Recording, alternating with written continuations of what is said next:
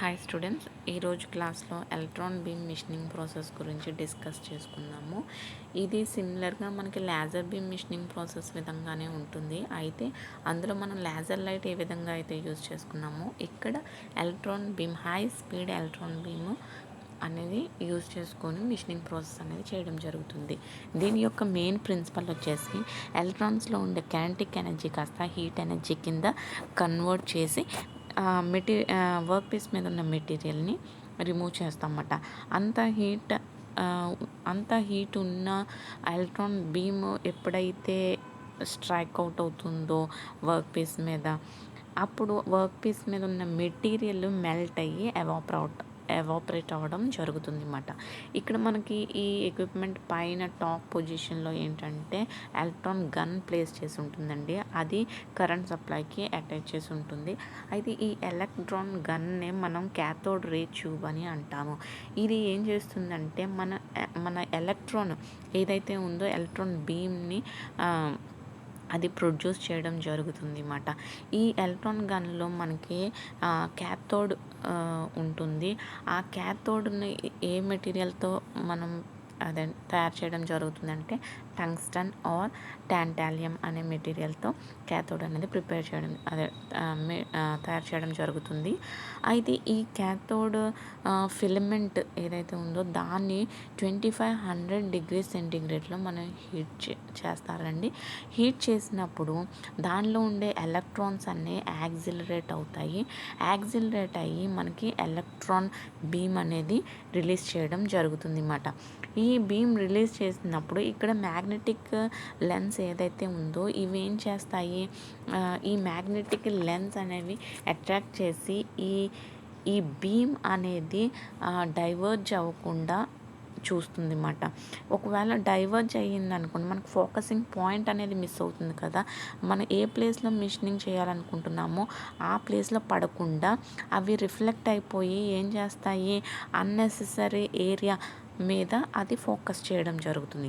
అందుకని ఈ magnetic lens ఏం చేస్తాయంటే బీమ్ అనేది డైవర్జ్ అవ్వకుండా ఇది చూసుకుంటుంది. అదేవిధంగా మనకి ఏదైతే లో ఎనర్జీ బీమ్స్ ఏవైతే ప్రొడ్యూస్ అవుతాయో వాటిని క్యాప్చర్ చేసి వాటి యొక్క క్వాలిటీని ఇంక్రీజ్ చేస్తాయన్నమాట. ఇంక్రీజ్ చేసి అది పాస్ ఆన్ చేస్తాయి. నెక్స్ట్ ఈ డిఫ్లెక్టింగ్ కాయిల్స్ ఉన్నాయి కదండి, ఇదేంటి అంటే ఈ ఎలక్ట్రాన్ బీమ్ ఏదైతే ఉందో మనం ఏ ప్లేస్లో ఈ ఎలక్ట్రాన్ బీమ్ ఫోకస్ చేయాలనుకుంటున్నామో ఆ ప్లేస్లో ఫోకస్ చేసే విధంగా, అంటే ఇది డిఫ్లెక్ట్ అవ్వకుండా చూస్తాయన్నమాట. ముఖ్యంగా బీమ్ని డిఫ్లెక్ట్ అవ్వకుండా చూస్తాయి. అంటే మనం ప్రొడ్యూస్ చేస్తున్న ఎనర్జీ ఆర్ ఆ పవర్ ఏదైతే ఉందో సో అదంతా కూడా వేస్ట్ అవ్వకుండా మొత్తం అంటే మనకి 100%లో యాక్చువల్లీ 100% యాక్యురసీ అనేది ఉండదు. అంటే మనకి రిలీజ్ చేసే ఎలక్ట్రాన్ బీమ్ 100% మనకి వర్క్ పీస్ మీదకి వచ్చేసరికి 100% ఉండదు. సో మ్యాక్సిమం మనకి 80 to 90% ఈ ఎనర్జీ వేస్టేజ్ అవ్వకుండా ఈ magnetic lens and deflection coils protect చేస్తాయి అన్నమాట. ఇవి లేకపోతే ఏమవుతుంది, రిలీజ్ చేసిన ఆ ఎలక్ట్రాన్ బీమ్ హీట్ ఏదైతే ఉందో అది డిఫ్లెక్ట్ అయ్యి వేరే చోట వెళ్ళిపోవడము, లేకపోతే లో అయిపోవడము, ఈ పాయింట్ దగ్గరికి వచ్చేసరికి లో అయిపోవడము ఈ విధంగా జరుగుతుంది. అందుకనే మనకి ప్రొడ్యూస్ చేసిన ఆ బీమ్ నుంచి వచ్చే హీట్ ఏదైతే ఉందో అది కంప్లీట్గా యూటిలైజ్ చేసుకోవడానికి ఈ లెన్సెస్ అనేవి యూజ్ అవుతాయి అన్నమాట. అందుకని ఇవి ప్లేస్ చేయడం జరుగుతుంది అన్నమాట. ఈ కంప్లీట్ ప్రాసెస్ అంతా వ్యాక్యూమ్ ఛాంబర్లో అనేది మనం ప్లేస్ చేయడం జరుగుతుంది. ఈ ఎక్విప్మెంట్ కానీ అంత ప్రాసెస్ అంతా వ్యాక్యూమ్ ఛాంబర్లో ప్లేస్ చేయడం జరుగుతుందండి. ఎందుకు అంటే మనకి డిఫ్లెక్ట్ అవ్వకుండా, ఈ బీమ్ ఏదైతే ఉందో అది డిఫ్లెక్ట్ అవ్వకుండా చూడడానికి. సో దీని యొక్క ప్రాసెస్ పారామీటర్స్ అనేవి చాలా ఇంపార్టెంట్ అండి. ఎందుకు అంటే ఇవే మెయిన్ ఎసెన్స్ థియరీ మొత్తం వీటి వల్లే మనకు పాయింట్స్ అనేది పడుతుంది. థియరిటికల్ ఎంత ఎక్స్ప్లెయిన్ చేసినా అంత ఎక్కువ పడవు. ఈ పారామీటర్స్ అనేవి ఇంక్లూడ్ చేయడం వల్లే మనకి మార్క్స్ అనేవి స్కోర్ చేయడం జరుగుతుంది.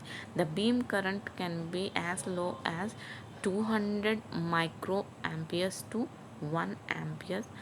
The pulse duration achieved in electron beam mission is 50 microseconds to 15 milliseconds. The energy possessed by the pulse is 100 joules per pulse.